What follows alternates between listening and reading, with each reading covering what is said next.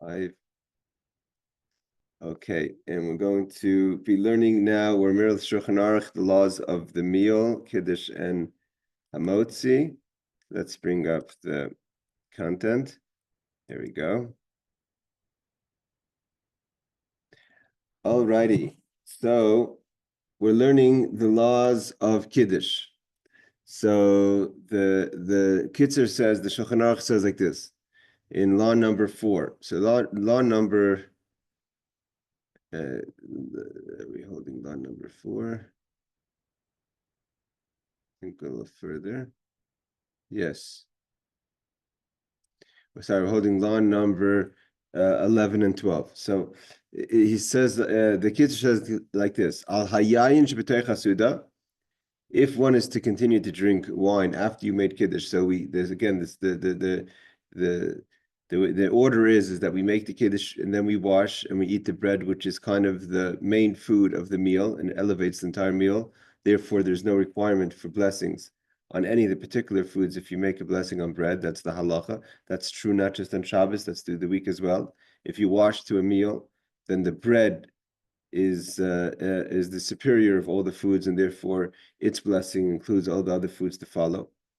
So what happens but we make Kiddush, wine is special because grapes is unique.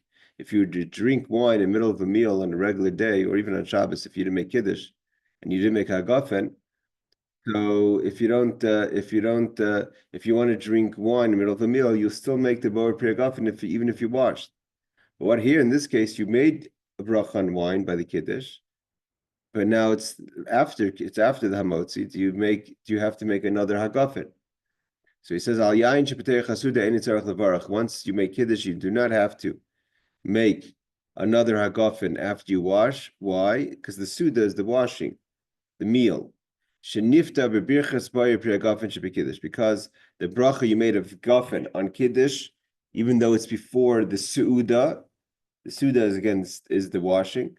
Nevertheless, it includes the wine to be drinking afterwards. Again, we spoke last week that if one is to bring a quality bottle of wine, upgrade the wine, so one can make, hey Ariel and Aaron, one can make the blessing of a Tova Meitiv, it's brought down, but the actual requirement of making a blessing on wine, and those of us, I think everyone here joined our class last night on the Gemara of the importance of making a bracha. So now we're much more careful since yesterday, although we were always careful, but a little more careful now, knowing that the responsibility of making a bracha. So the halacha is, nevertheless, we do not make a bracha on the wine in the middle of the meal if we made the Kiddush. Okay, law number 12. Kiddush ala kais, you made Kiddush. This is a little bit similar, I think, to Aaron. You asked us last week about making Kiddush on vinegary wine. So Kiddush ala kais, savar shu yain. You made Kiddush on a substance, assuming it was wine. However that happened is not important. I mean, what I mean to say by that is the question is obviously what level of negligence was involved. It turns out that it wasn't wine; it was in fact water in your becher, right, in your kos, or sharmashka, or other liquids. So what is the halacha? What do you do then? You made kiddush, and then when you drank it, it was water. So the halacha is yachzor v'yikadesh al hayayin. You have to again go and make kiddush again on wine. However, let's say there was clearly a bottle of wine on the table with intent to drink it, and just that you thought the wine in your cup was the liquid in your cup was wine and it was water. And it wasn't just that you had a bottle of wine. See, here's the stipulated. There's an issue. Not everyone, a lot of people won't drink wine during a meal, right? So even though you have the wine on the table, doesn't mean you're going to drink the wine in the meal. The wine was there for Kiddush. But if the wine is on the table and you do have intention, did you continue to drink the wine throughout the meal, and it turns out the liquid inside your cup was water? Then in that case you do not have to make Kiddush again. Why? That's considered Kiddush and wine. So even though the wine isn't in your hand, i.e. the cup that's in your hand, but you made a hagafen to drink wine, and your intention is to drink wine throughout the meal, So as far as Kiddush and wine, the Kiddush is the wine in the bottle is as if you made Kiddush on the wine because you did the brach of Kiddush. Now, there's two things here that have to be addressed. One is, did you do Kiddush? Kiddush, again, is to sanctify the day of Shabbos through the Kiddush process, blessing, which is the Yom HaShishi and then the brach of Shabbos. We do it, we have to sanctify the day because wine is an important is the most important of the liquids that we drink. So we to make it a special experience of sanctifying the day, we do it preferably on wine. So the question is like this: you have a liquid in your cup, thinking you're sanctifying the day with wine. It's water, but there's a bottle of wine on the table that you plan on drinking. So therefore, it's considered as if, hold on, Aaron, as if you sanctified the day through the Kiddush with the wine that's on the table that you're going to drink later. He doesn't address the question if you have to make a guffin a second time after you drink when you want to drink the wine during the meal, because there's a big separation, or it doesn't say if you should right away drink some wine right now. But let's see again. However,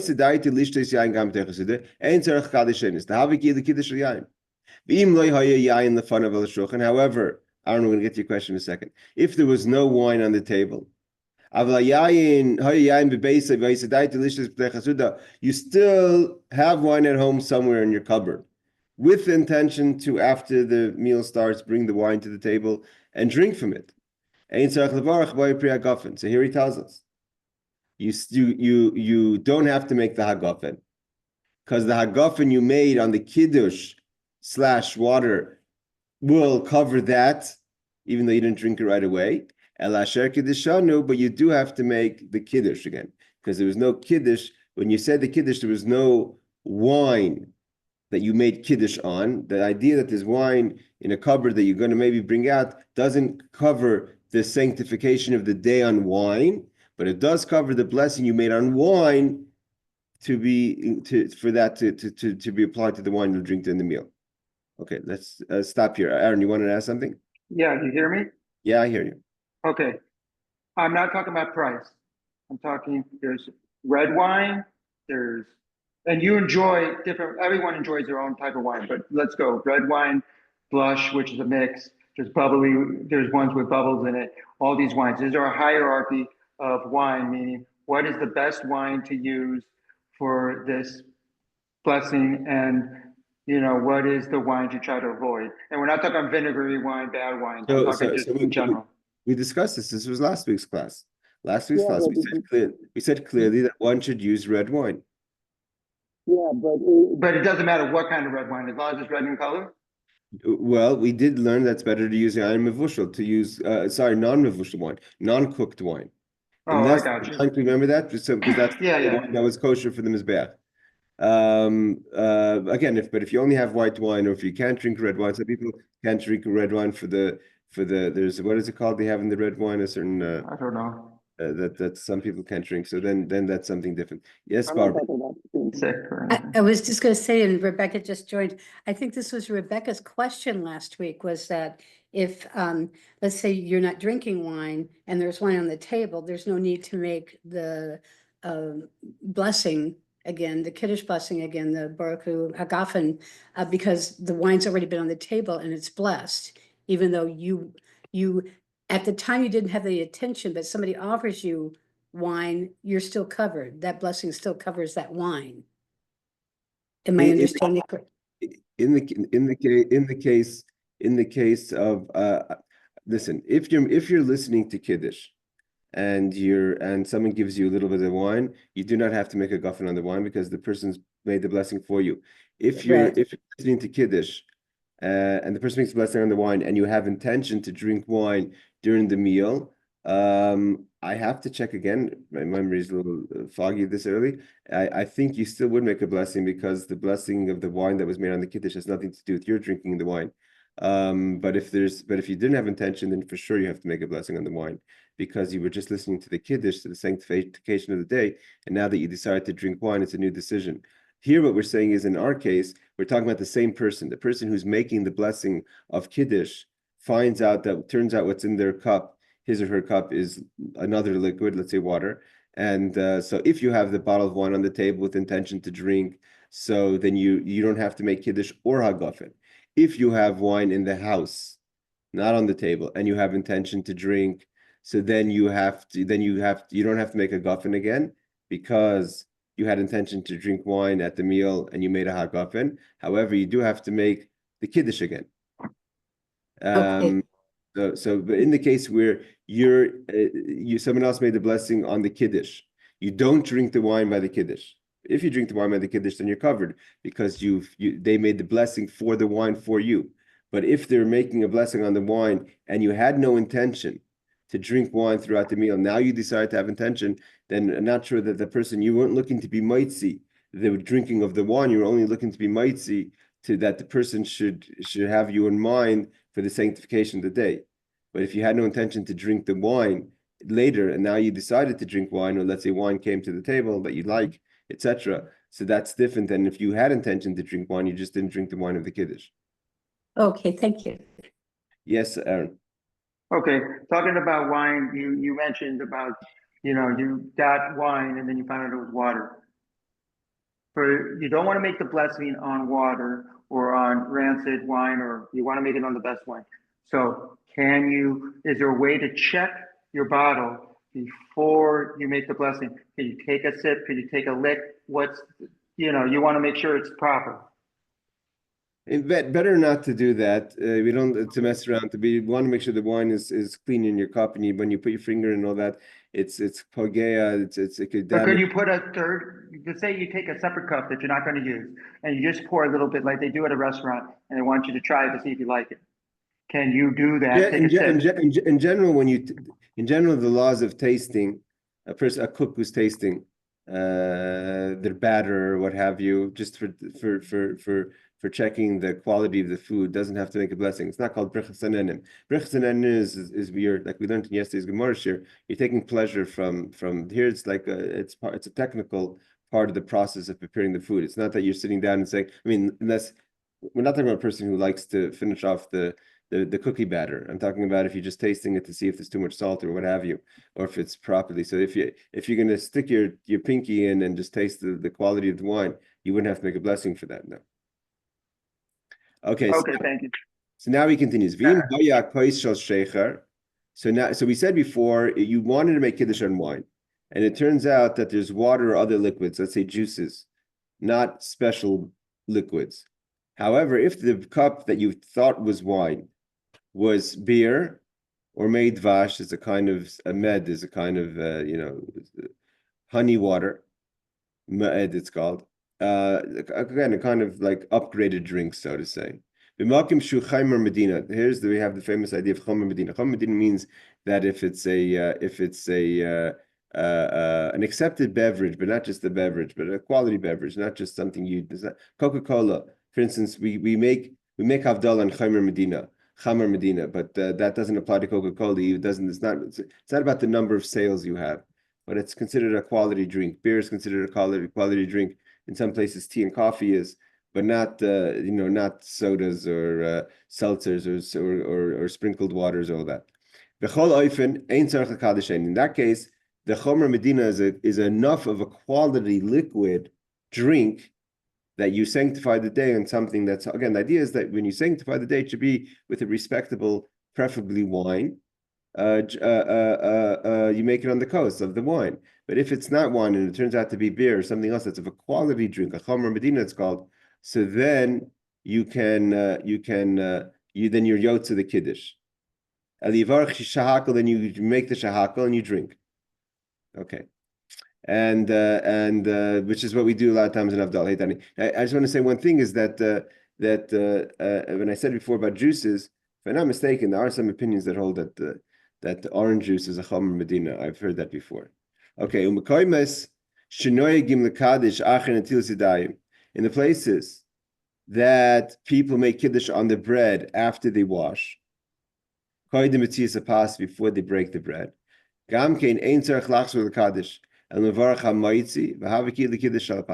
in the case, there must be a custom where people, what they do is they wash their hands, they make Kiddush on wine, then they break the bread. So after they wash their hands. So in such a case, so where you find that the liquid is not the wine, so then you could just use you're already prepared for the bread. So just make the hamaitzi and the Kiddush, the bread kind of is the attached food to sanctify the day of Shabbos. Okay. So you have Kiddush al pas. The bread takes the place of, let's say, the wine on the table. Let's do the footnotes here. Footnote number 44 is just the reference of opinion. Also here, 45. Let's see, 46 is Chai Adam, and 47. So it doesn't get into any of the technical laws over here. Okay, so so basically in a case where you have a liquid that you thought was wine, it's not wine. So to break down the halacha, if you have no wine on the table, no intention to drink wine, so you have to make Kiddush again, because the Kiddush has to be on something that's special. And here it's water or a common drink that's not a Chomer Medina. If you have wine on the table and plan on drinking it during the meal, so then you don't have to do anything. You don't have to make Kiddush or Hagafen again. If you have wine somewhere in the house nearby, and you have plans to drink the wine eventually at the table, you don't have to make Hagafen again, but you have to make Kiddush again. If you have, if it turns out to be a Chomer Medina, if it turns out to be a quality liquid, so that covers the sanctification of the day on something that's not common. And if you're doing the Kiddush in a way that's ripe, if you've already washed, prepared to make a motzi after the Kiddush, so then the bread will be there as if you made the Kiddush on the bread, and therefore you sanctify the day with something of importance. Okay, let's continue. Get down. It says like this. Gam b'yom, also by day, meaning not just Friday night. B'sudas shachris, in the morning meal. Tzarech l'kadosh al kois. A person has to sanctify the day, but on a kois, on a cup, meaning to on a cup of wine, preferably, or grape juice. You have to make a gafen. He says clearly, v'zehu Kiddush. That's the Kiddush. Means you make Kiddush. We don't have the same bracha that we have by night, which is a whole blessing. What is the Kiddush by day is the Bar Priya Gafen and wine. That sanctifies the day. Although we have the things that we say before the Kiddush, the Mizmor LeDavid, the parts of the Zohar, we say Al Kein Beirach, we say Zachar Shem Shabbos Akadro. But the Kiddush, he says, the Kiddush is the Hagafen that you say on by day. Okay, hold on. Yes, Aaron. Now I do not hear you.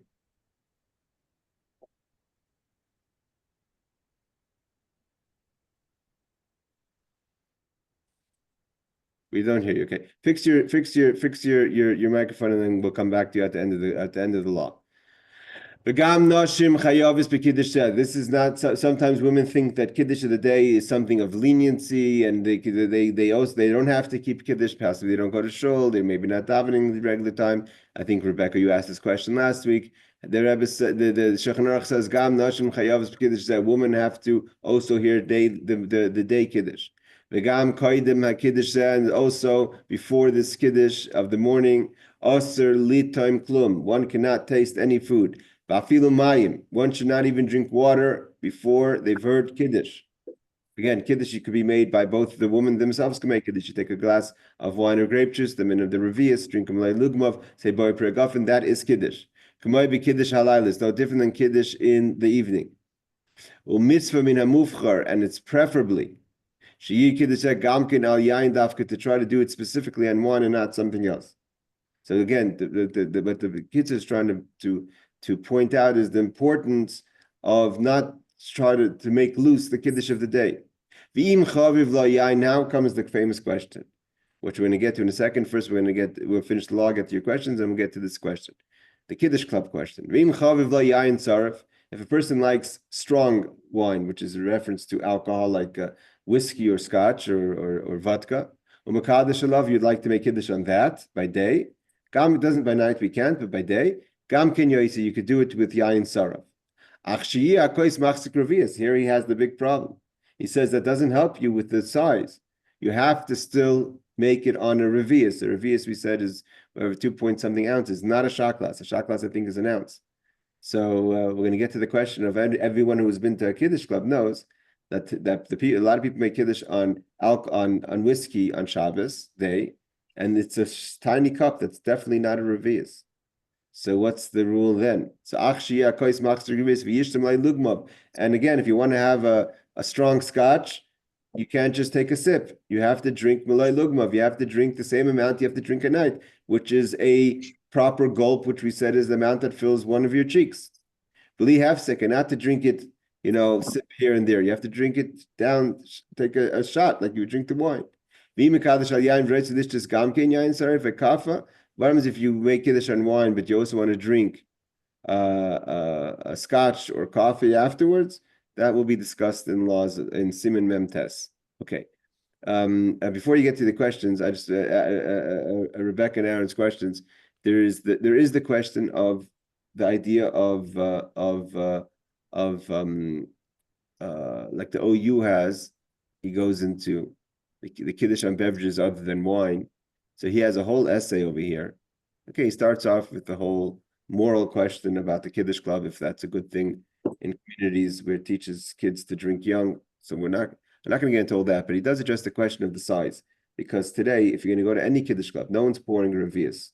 The Kiddush Club doesn't have a budget for that, and people are not taking those kind of shots of whiskey for Kiddush. Everyone makes Kiddush on less of a revius. Not everyone. So a lot of people are making Kiddush on less than a revius on strong alcohol. And the question is, what's the yesod for that? We just learned the Kitzur says it must be a revius, and you have to take mulay lugmav. You have to take a full cheek through swallow, and you can't sip it. So he finds. So though the Shulchan Aruch says that, he says there is. I think he says there's a Taz. There's a Taz that says the Mishnah Brewer. It seems like from the Mishnah Brewer you have to drink. Again, if you go to most Kiddush clubs in any in any of the Young Israels or what have you. People are not drinking Chabad. Chabad doesn't have that custom. Chabad will not make Kiddush on less than a revius, even if it's alcohol. If you want to make Kiddush on whiskey, it has to be on a revius, and you have to do malay lugmav. You have to drink. We don't make a difference between whiskey and wine. But that's Chabad. I don't think there's anyone else who's careful with that. So he does say that there's a Taz. I think he brings down. He goes into. The stringent view of the Mishnah Brewers clearly rules that the measure is revius, like we said. This is the opinion of the Taz says that although normally one must drink a revius, any drink, in order to be required to recite a bracha achroina, one need not drink a revius of liquor to require bracha achroina. So we have a Taz who doesn't go into the question of the Kiddush Club.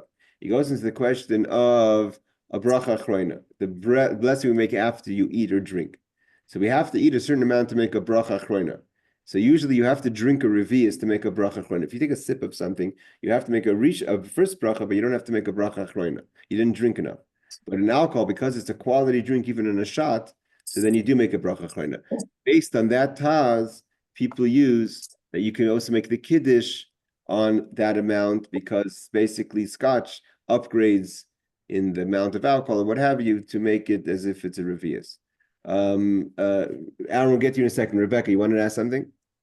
Yeah, hi. I wanted to know from what time of like what part of the morning does the chiyuv of Kiddush go into effect? Because like I thought that you don't the obligation to make Kiddush kicks in like after your minyan finishes Shacharis. But like let's say you woke up and wanted to eat before that, then are you supposed to make Kiddush at like 6 in the morning or not? Okay, yeah, so that's a very, very good question. And we know clearly we don't, that's not the halacha. We don't make a person, people eat coffee, breakfast.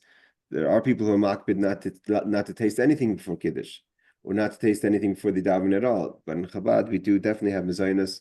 You don't eat bread before Kiddush, but we do eat and definitely drink.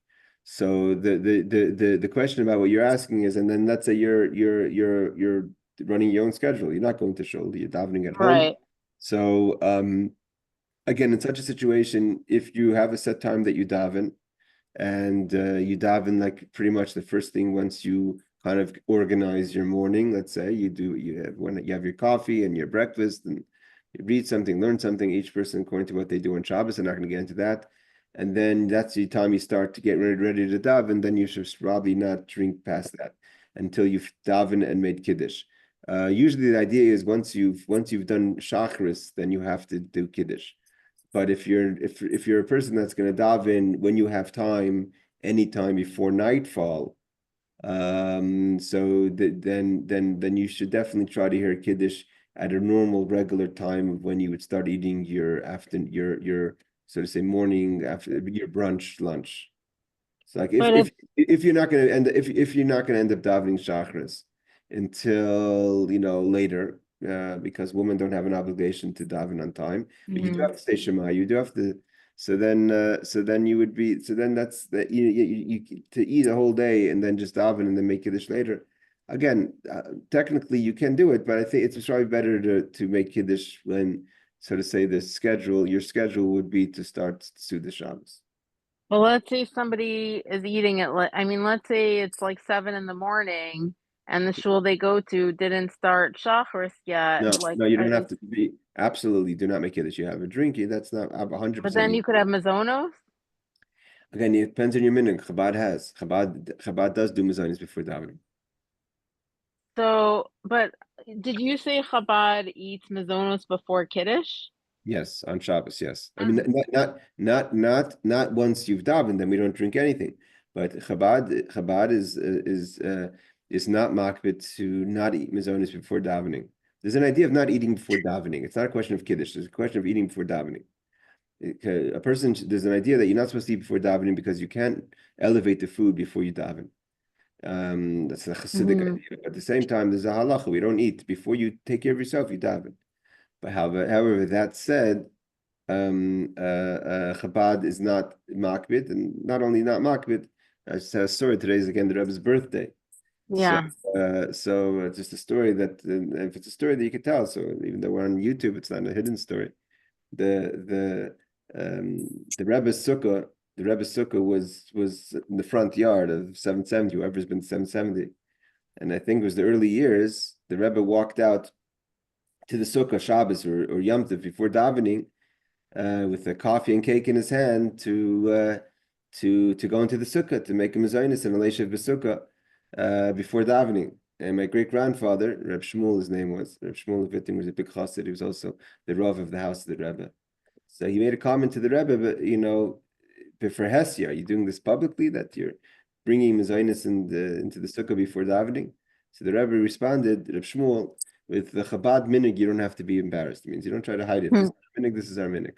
But clearly, then that's the Chabad minhag. But other people will not eat mezainis before davening, so it depends on your minhag. Aaron, you wanted to ask something? Okay, I'll ask my question after because you brought up some good points. So I just tell her what me and my son do. So my son won't eat any bread before. He usually drinks a chocolate milk, and then he goes to shul. Okay. Every day, even Shabbos. And then he goes to shul, prays, and then he eats. Me, I eat a bowl of cereal, and I drink a coffee.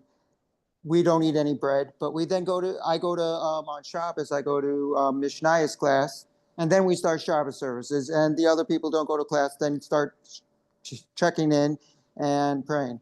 But my question is that when I say the blessings for the wine on Shabbos night on Friday, I stand, and in the afternoon on Saturday, I sit. And I wanted to know why, and is that really the proper way?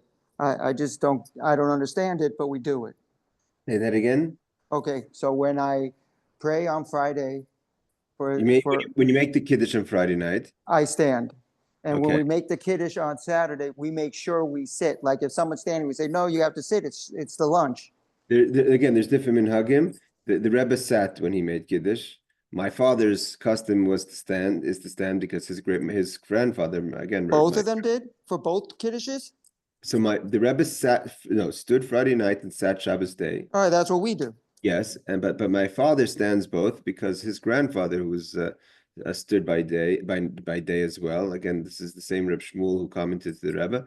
So he keeps the family custom, but the Rebbe did sit for Shabbos day. So there's no reason behind it, or there is? reason, because there's the Friday night is there's a different, there's Hasidic reasons and halachic reasons about the Makom Suda. Maybe we're going to get to it soon. Okay, thank you. Before we continue, let's Barbara wanted to ask something. Yeah, if you could just clarify some of the terms that you were using, because so what I'm understanding is like my shul doesn't start services until 10 a.m. Yes. And I get up at like 7, so that's a while to go. And I mean, and I do say some of my prayers before I go to shul, but I don't eat until after I have said like the 18 blessings. The first, so am I doing that right, or what should I be doing? Yes. No. You're doing absolutely right. You can have your coffee. Again, you could even have some mazonis. Mazonis means cake. Liquids, cereal, that's fine. Piece of fish, salad. We try not to eat too much before we daven, but if you need to, especially for energy or for medicines or what have you, absolutely. Then you would go to shul and you do the Kiddush. You're doing everything right. I just want to say there was a Rebbitzin. You're talking about women. There was a Rebbitzin, one of the wives of the Rebbes, meaning to say the previous Rebbes. I think it was the Rebbitzin Rivka. I think her husband was Reb Shmuel, the 4th Rebbe Chabad. So her father-in-law was the Tzemach Tzedek, was the 3rd Rebbe, whose yahrzeit actually is coming up tomorrow night. So the doctors instructed her that she has to eat early in the morning for some sort of health reasons. So what she was doing was she was waking up early. She did not eat anything before she davened. She had her own customs. She was a very righteous woman. I think she wore tzitzis.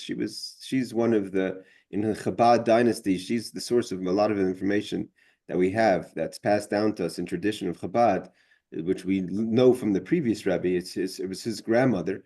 A lot of it he heard from her. The Rebbitzin Rivka was the source of information to the previous Rebbe, her grandson, about a lot of the stories of the previous Rebbe's memoirs, of all these stories. That a lot of that tradition came down from her and from her son, the Raza, and his father as well. But either way, she was instructed not to eat to eat early. So she was waking up very early to daven and then eat, because she didn't want to eat before she davened. Her father-in-law heard about it, the Tzemach Tzedek, and called her in and said that notwithstanding of your being strict, but it's better to daven after you eat than to eat before you davening, because then you're basically davening for the food. Like you're rushing, you're not concentrating because your doctor said you have to eat, so you want to daven first, so you're kind of davening for the food. Better to eat and then daven than to daven for the food. So you have to also, in depending on your situation, definitely not too fast, or if you can't, then davening in an inappropriate way because you're rushing because you want to eat. Okay, thank you. No problem. Absolutely. Let's do the footnotes on this. Rebecca, your hand's raised. I'm not sure if you still have another question, but if you do, hold on. The footnotes on here we have, I think it's 48. 48 is it is also forbidden to taste any food, even water, before Kiddush. It is, however, permitted to drink water in the morning before Shachris. So here's the question of when is it forbidden to drink water? Is it the whole day? You have to remember, you're not allowed to fast on Shabbos. So no, you could drink water before Shachris, for the morning, because you are not yet obligated to say Kiddush. Now, a sick person who is permitted to eat and drink before praying should certainly recite the Kiddush before eating. So here is kind of the Bir Halacha is kind of addressing your question, Rebecca, in a background way, where he says, where a person who is sick and is not just going to drink water, and according to the custom that they don't drink before Shacharis, but that person wants to eat and drink, he doesn't say if the eat and drink is regular foods, meaning not, just solids, but not hamotzi, not bread, or even hamotzi. Doesn't say that in the footnote, but he seems to say that if you're going to eat a proper meal, you should make Kiddush before. It's definitely not the custom. If you're going to do Shacharis, then even if you're going to have cereal, or you do not make Kiddush in the morning before before the time of shul. If you're going to daven much later and you want to sit down and have a whole meal and join everyone for lunch and daven later, then of course you should hear Kiddush first. 49 is it's just as in Kiddush night, it's a mitzvah. So what are we talking about? Before Kiddush, it is forbidden to taste any food in the water, just as before the Kiddush at night. So 49, it says, if you have nothing over which to recite Kiddush at night, but you expect that it will arrive at night, you should wait until midnight for the Kiddush. Means if you're waiting for the wine, some way or another, the wine is going to make its way to you after Shabbos. So could you eat and then make Kiddush? No. Wait until midnight. So says the Chaya Ada in the Mishnah Brura. But for the morning Kiddush, you need not wait. But if you don't have the wine or the bread for that matter, because you can make Kiddush on bread, and you want to eat and you're waiting, you don't have to wait. So that's the difference between day and night. Next thing is, he says, it's preferred whiskey to say Kiddush. It is also, if you prefer the whiskey to say Kiddush over it, you also fulfill the mitzvah of Kiddush. It's 50, he says. The Chai Ada Mishnah Brura rule that it is even permitted initially to make Kiddush on whiskey or alcohol, provided that the whiskey is drunk daily by most people. Okay, it has to be not something that's out of the ordinary. But you should be careful to have a revius. Okay. He says 52 is, he says, and you should drink the cheek without interruption. He says this is the opinion of the Magen Avram and the Chassam Sofer. Again, there a lot, and again, if you're going to go to a Kiddush club, that's not the custom. People drink a shot glass. You make sure the shot glass is full, but it's a shot glass, not a revius. And some people sip. The basis for it seems from this article from the YU Torah Online is the idea of the Taz that says that on less than a revius of alcohol, you still make a bracha chreina because that's how it's drunk, and that's the way one drinks it. No one drinks a shot glass of water. You drink a glass of water, but people have a shot glass of whiskey. Yes, Aaron. I don't regularly drink whiskey, but on Shabbos I do. But the rabbi makes the Kiddush on a shot of whiskey for the whole shul. And then if you want to participate, you participate. But you said you shouldn't if it's not a daily drinking. No, it doesn't say daily. If it's not a regular custom for people to drink, but not talking about daily. It doesn't have to be daily. You don't have to, God forbid, drink every day. We're talking I about only drink on holidays and Shabbos. If it's a normal, if that's called daily. That's what it means, regular. Okay. Okay, we're going to actually stop here and open up the questions because this starts the next subject of Kiddush b'Makom Suda. Any other questions that we have before we finish to complete this class? If there are no questions, then let's just do one more law. Okay, Ben B'Layla, Ben B'Yom. Oh, Rebecca, you had a question? Yeah, I know it's like a little bit beyond the scope of what you're talking about, but I'm just wondering how, if any halacha of Shabbos is impacted by like the upcoming like Shabbos going into the first days of Pesach. So we discussed this a few times, but I mean, if you want to go over this before we complete the class, some of the customs. Friday night is regular. Again, we burn and sell the chametz on Friday before the time. You have to nullify the chametz and all that. But we still have chametz because we're allowed to eat chametz, and everyone has to check their calendar where they're located and find the zmanim of the last time you could eat chametz, which is sometime anywhere, depending what hemisphere you're in, but around 10:30 or so. Again, I'm not giving exact times because if you're in New York, it's different than Seattle, it's different than Yerushalayim. Places. So check your calendar, and there's plenty of ways to do that. Or check your shul calendar. But Friday night surely is the whole Friday night you could have chametz. The problem is that the chametz is your house is ready kosher for Pesach. So people try to find a small roll or something, best is maybe even a pita or a lafa, something that doesn't make crumbs. Eat it in a place that you could secure. You can't, by then already you've turned over your house. So your utensils are either disposable or Pesach utensils. So anything that's Pesach, it's going to come with the chametz. You can't mix it, or the tablecloth. So all these things have to be. So you either just a kazayis or a kibetza, we're going to learn it's a kibetza on Shabbos. You have to get a kibetza of challah, and then you brush yourself off and you go to the meal. Shabbos day again, you have to have the chametz before 10 something, whatever that time is, 10 something. So by then you have to be davened, and you have to also have make kiddush, and then you don't have to eat your whole meal. Then you could eat challah, which is the main part of the meal, and you could decide if you want to have fish, chicken, what have you, or don't, at a different time. But at the same time, that's obviously each family has that discussion, and it's an ongoing discussion still in my household. I'm ready to eat the full meal at 10:30. Others are not. But today, most people will be davening early this coming Shabbos. As far as eating foods on Shabbos, there's no I checked yesterday. Yeah, I have a strong custom. It's a Chassidic custom, a Jewish custom, to have eggs on Shabbos. This is the idea of eggs and onion on Shabbos. So we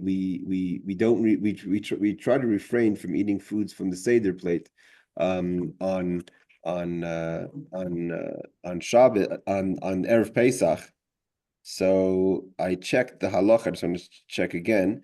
I checked the halacha with my brother-in-law, Rabbi Farkash from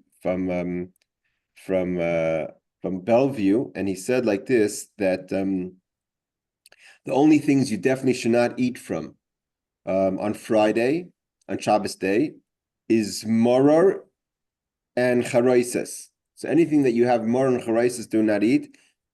I didn't ask him, but I'm assuming because we also use lettuce as our moror, maybe one should not have a lettuce salad Shabbos day, because you're going to be eating the lettuce as the moror. And he says eating potato or onion, which could be what you put on the karpas, is not a problem. And so too, you could eat the egg. The egg is also on the kaira, right? We have an egg on the kaira, on the Seder plate, also not a problem to eat. He says, in the covered Shabbos, not a problem.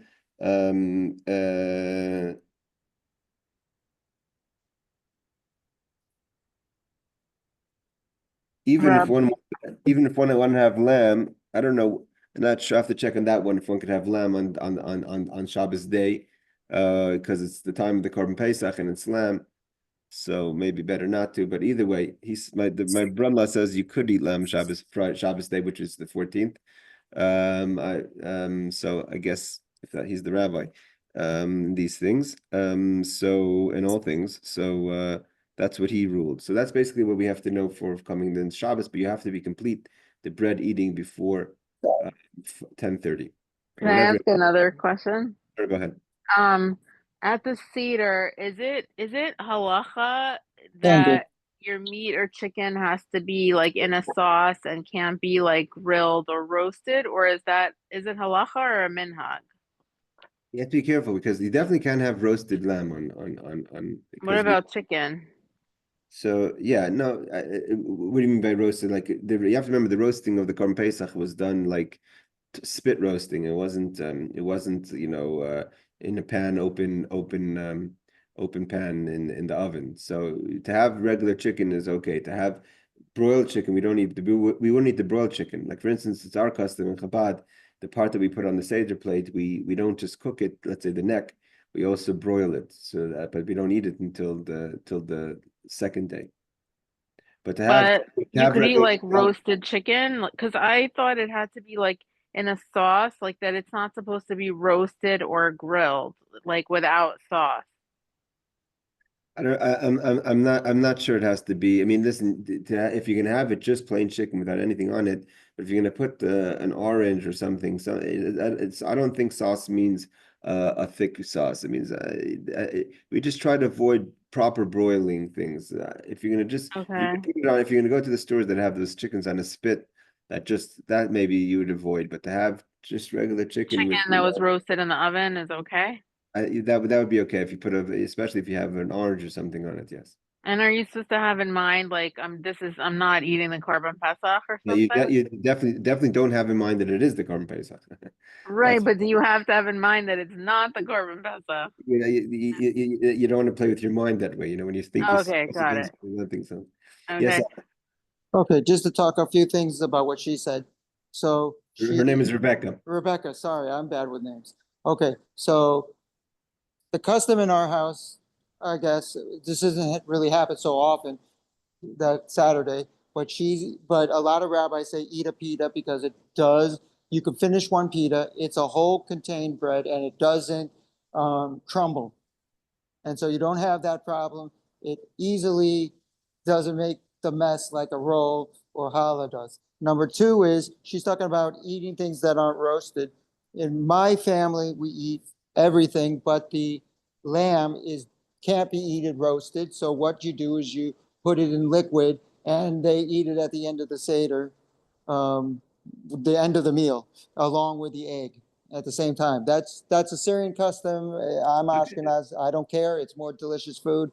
And the first time I had it, I saw it. I'm like, I can't eat that. It's been roasted. She says, don't worry. We don't eat roasted either. We put it in a serious amount of liquid to make sure it's not the Korban Pesach. Excellent. Well, the truth is, we're gonna be zocha to have. We still have time. There's plenty of sheep in the Judean hills. So if Mashiach hopefully comes before Shabbos, we will be able to eat the Korban Pesach the way it should be eaten.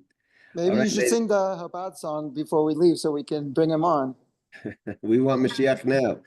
Can I ask one more question? Sure, go ahead. You can't do anything at all to prepare for the Seder until Shabbos is over. Is that correct? Absolutely. You can't set the table. You can't do anything. That's why I was actually telling my son last night that we have to eat the afikomen. We don't eat the afikomen past the first night, past midnight, chatzos. So you have to check again the time. I think someone said over 1 here in the morning here. over In here, New but York, it's 1 in the morning. in Yerushalayim, it's 12:40. I think someone sent the times.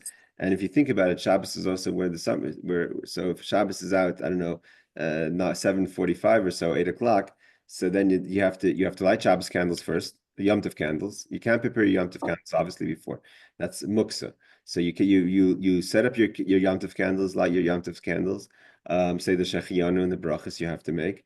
And then you could only start preparing, setting the table, making the salads, making the things that are needed for the Seder. Anything that's preparation cannot be done. So you have to pencil in. Don't get overwhelmed and stressed because everyone wants the kids to ask the questions or to be part of it. This is the way this is part of Pesach. It takes time. It's not like a regular. It's more complicated this year. So just be patient, prepare your Seder, and better go into the Seder in a good mood than to be pressured on time and then just everyone stressed out.